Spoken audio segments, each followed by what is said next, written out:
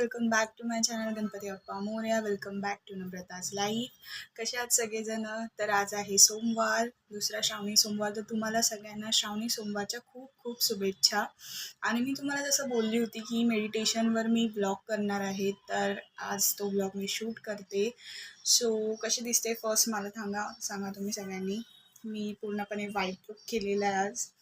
आणि सो या मेडिटेशन म्हणजे काय? मेडिटेशन म्हणजे आपल्या शरीरामध्ये जे आपले 7 चक्र असतात.